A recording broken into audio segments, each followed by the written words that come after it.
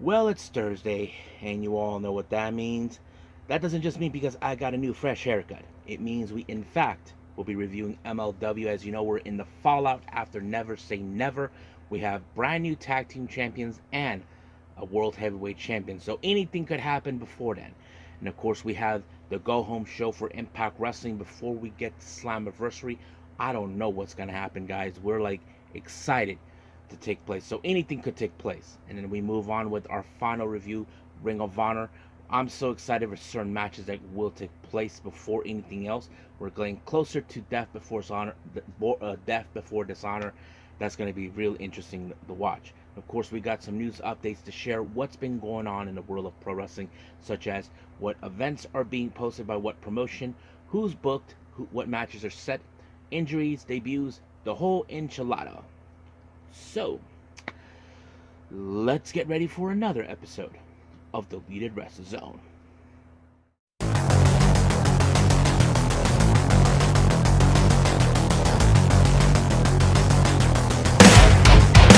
Are you ready? Get up, get up! Get up, get up! Get up, get up! Get up, get up! Get up, get up! Get up, get up!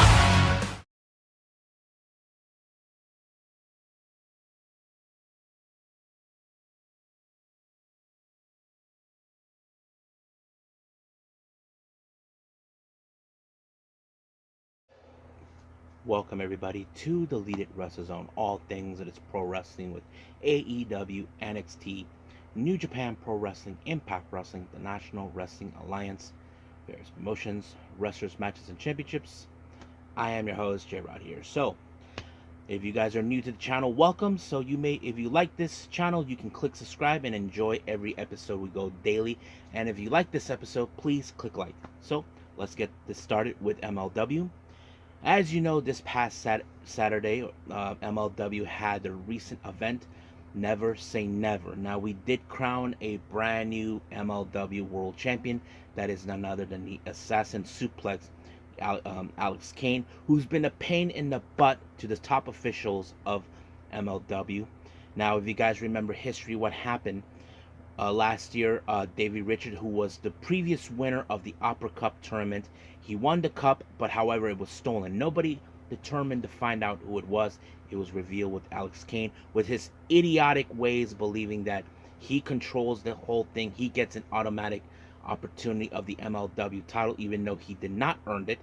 And then, of course, of course, with his luck, he was able to win the Battle Riot Rumble match, and he got his golden opportunity, the challenge for the title. And now, but recently, the Boomaye Fight Club has been financially backed by a mysterious benefactor that was revealed by none other than the boxing promoter Don King.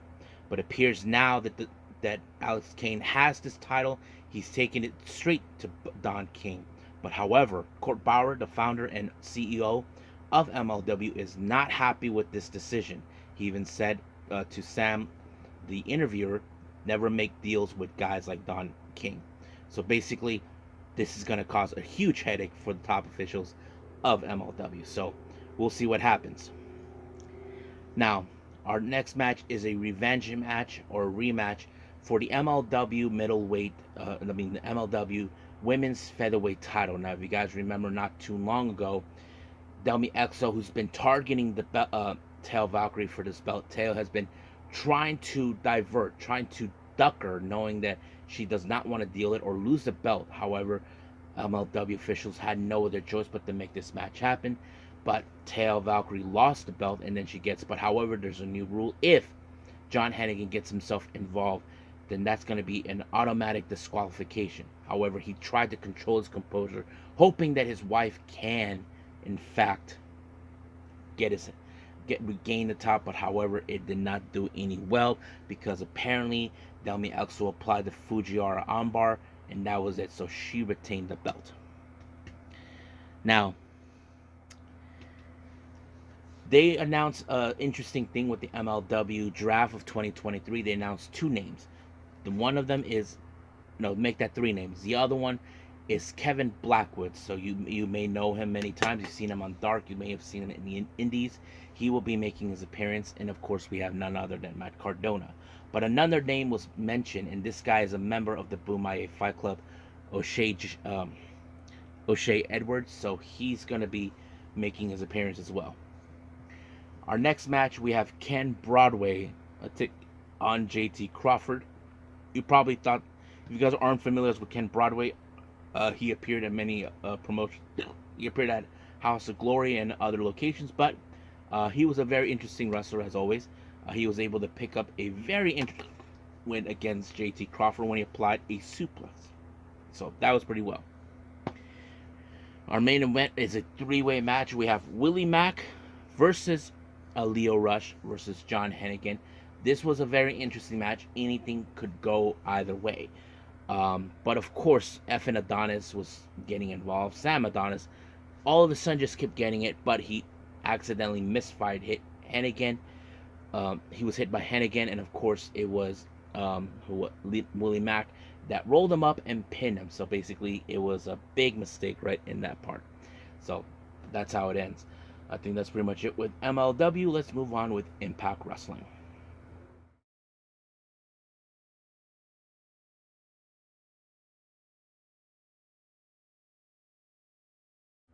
Okay, Impact Wrestling. As you know, we are heading to Slammiversary. Now, apparently interesting things have developed on Bustin' Open Radio. Now, if you guys aren't familiarized, this is a podcast or YouTube thing or whatever it is, where they talk about professional wrestling.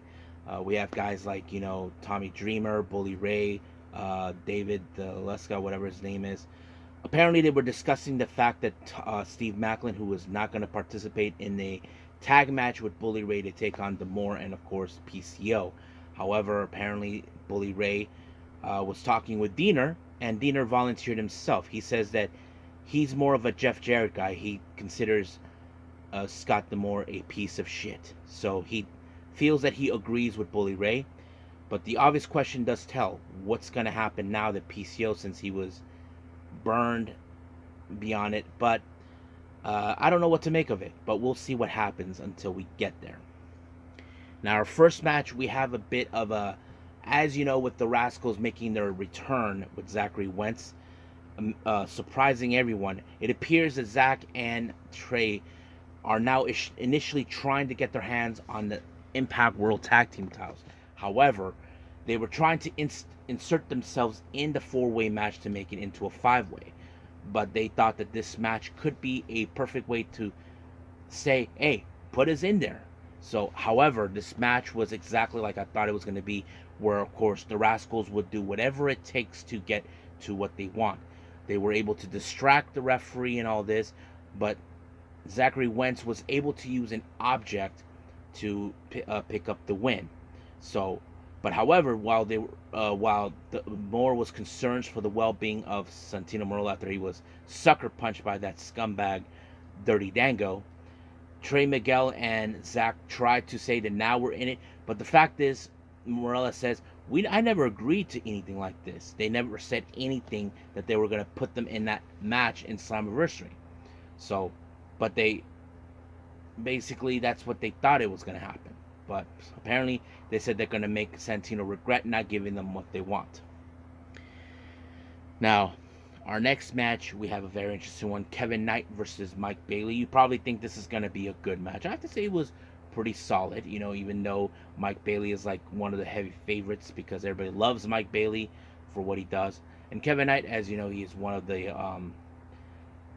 LA Dojo young lions who's making headways now and all this other stuff. But however, he ended up on the wrong side of the Ultimate Weapon, giving Mike Bailey the win. Now, as you know, the Knockouts tag team division is now going into a different type of mode. As you know, the Coven are now being targeted by a newly formed alliance between two wrestlers who beat the crap out of each other all the way to hell. We're talking about Masha Slamovich and Killer Kelly. First they were like enemies, and then now they become BFFs. So they're sending a direct message to the Coven that they'll be taking those titles. So that's going to be fun to watch. Now, our next match, we have Joe Hendry teaming up with Yuya Uemura, taking on Sheldon Jean and stripper Kenny King. Kenny refuses to take off the hood because it's because Joe Hendry body shamed them about it, about him having a character called the stripper Kenny. So it was kind of interesting. Even Renwell was trying to defend Kenny, saying that, you look good, Kenny. Don't let these pieces of garbage define who you are. But Kenny can't do it. He's like, he still feel body shamed. But I thought it was just hilarious for it. But however, Joe Hendry was able to take off the hoodie, and of course Kenny just left, leaving Sheldon Jean all by himself until Joe Hendry applied the standing ovation. 1, 2, 3, it was done. Now, Chris Sabin, as you know, he has been targeted by Lio Rush, so he feels that he knows the kind of person Lio Rush is. He mentioned this to Gia Miller.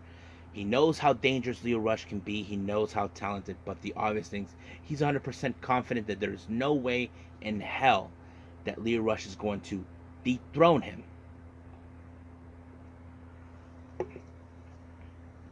But the obvious thing is Chris Sabin 100% confident enough to believe that? I mean, we have seen Lio Rush, what he can do over the years, but anything could happen till then. Now, next match, we have tag team action. We have Moose and Brian Myers taking on Rich Swann and Sami Callihan. Now, Moose and Brian Myers have talked to each other many times about the opportunities to get the Impact Wrestling World Tag Team titles. So as you know, these two teams are involved in that four-way match with ABC and of course Subculture. But in this case, as always, with distractions taking place, Moose was able to low blow Sammy, and of course he speared him in order to pick up the win.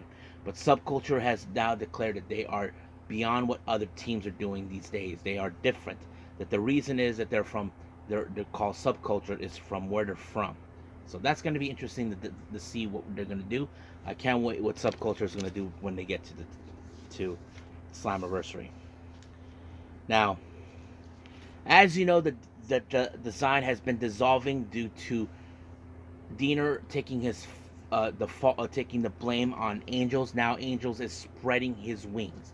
So, as you know, he'll be making his mark at the Ultimate X match.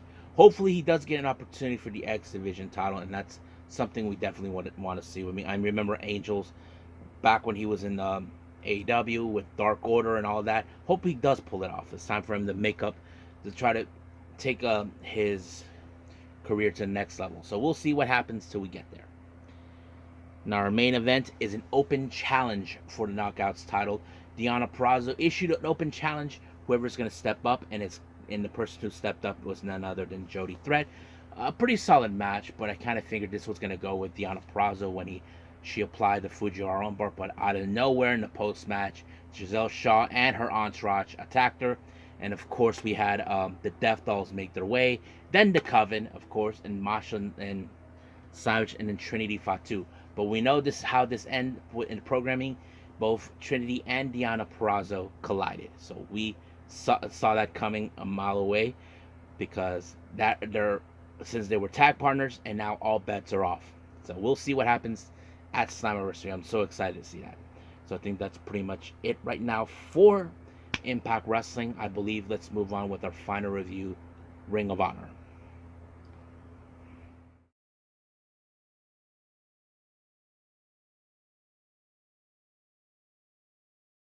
Alrighty then, so Ring of Honor, ROH, so let's get started. Matt Sydal earlier in the entire programming was doing an interview with Lexi Neer talking about the possibilities, but here comes Prince Nana and Brian Cage. However, they decided to put themselves in a non-title match. If they were able to defeat the Mogul Embassy, they will get an opportunity of the ROH six-man tag team title. So that's something that Matt Sydal is planning on. However, in a much later interview, it was revealed that Matt Sydal will team up with Christopher Daniels and Darius Martin. I have to say it's a pretty good combination, but the obvious thing is, can they beat the Mogul Embassy to get their title opportunity? That is the obvious question that this tells. So we'll get to that at the main event. Our next match, well, is Serpentico versus Big Bill. You probably can guess there are some moments where Serpentico tried to be all tough, but there was no match for a guy who's 7 foot tall. So you can guess he got chokeslammed by Big Bill, and Big Bill won the match. Next up, we have Athena. Now, this is before Athena faces Willow Nightingale in the semifinals of the Owen Hart Foundation Women's Tournament. So she faces someone named Ava Lawless. Interesting matchup, but however, as always with this type, it was Athena who walked out with doing a crossface, refused to let go, but once again with her little shenanigans, that is something that continues on. Now, our next match, we have The Righteous and Stu Grayson taking on a couple of guys I don't even know. Leva Knight, Ellen Richard Clark, and Evan Rivers. But during this match, this was a very interesting. Evil Uno, as you know, The Righteous and Stu accused Dark Order that they weren't violent enough. So Uno shows up, having a front row seat, still unclear what it was going on. But, however, this match ended with The Righteous picking up the win when they did some sort of move on to Alan Richard, what's his last name again? Alan Richard Clark, and that's pretty much it. But, however, Evil Uno grabbed the chair, and then he attacked Alan, and that was it. Telling them that they could be violent too. So the obvious thing, we will see probably another match with Dark Order versus The Righteous and Stu Grayson. So we'll see how that turns out. Next match, as you know, last week we saw the return of Layla Hirsch. She faces against Bambi Hall. So you probably can guess Layla Hirsch, now they're saying from what the commentators, she could be a potential threat to Athena for her ROH women's title. I have to say I agree. I mean, I feel like maybe her or Layla being in Ring of Honor has always been good for her because it has a lot of the elements that she could use. She was able to pick up a really good match by applying the armbar, and that was pretty good as well. So I thought, why not? Now, as you know, they're looking for a #1 contender to challenge for the ROH World Television title. So we had semi-finals in the match. Match number 1, we have Tony Nese versus Dalton Castle. Now, I have to say this was a very interesting matchup, but however, I knew the moment that this was going to go where Sterling gets himself involved, but he got his ass whooped by the boys. DeVar tried to get involved, but it didn't do any well until Dalton Castle applied the Batarang and he proceeded. So this is a huge disappointing loss for Tony Nese. Now, I cannot recall if Dalton Castle has ever been the ROH World Television title, but he has to wait until he gets the opponent, and that's the one that will determine for it. Now, that match, of course, is between Shane Taylor and Carly Bravo. I have to say, pretty good match because Carly has been not only impressive when it comes to the infantry, but it does tell that he is determined to step up as singles competitor no matter what. But it was, of course, a big forearm by Shane Taylor to pick up the win. Next match, we have the Boys versus the Kingdom. You probably can guess it was a pretty good, solid match, but it was the Kingdom that walked away when they applied the Rockstar Supernova on Brandon, and it was done just like that. Now, our main event is 6-man tag team match. We have Matt Sydal, Darius Martin, and Christopher Daniels taking on Brian Cage, Bishop Khan, and Teo Luna in a non-title match. Now, if they won this match, they do get an opportunity. They could have called it a proving ground match, but they didn't. But it was pretty interesting. I have to say, this is a really good main event. However, it didn't go out because Matt Sydal, who's been the one who issued the challenge, got himself in the end of the drill claw by Brian Cage. 1, 2, 3, just like that. So that means they are undefeated, Mogul Embassy, but sooner or later, someone is going to take them out. So I think that's pretty much it with Ring of Honor. I believe it's time to move on with our last and final thing, news updates.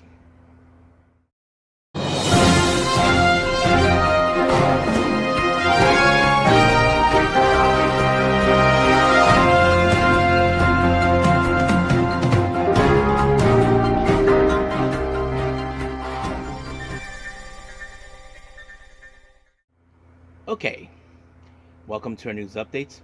So let's get started. For our GCW updates, so by the time this video is out on the 14th of July, this is going to happen. It's what is announced at the last moment. This is now personal. We have Mike Bailey versus Yoshihiko. Now, if you guys don't know what happened in JCW, Yoshihiko tried to cost Mike Bailey the match against Mao, but it didn't go exactly his way. So can't wait to see that. But however, another match was announced for this particular show now and forever. A three-way lucha libre style match. Gringo Loco, Commander, and Aries. So that's going to be fun.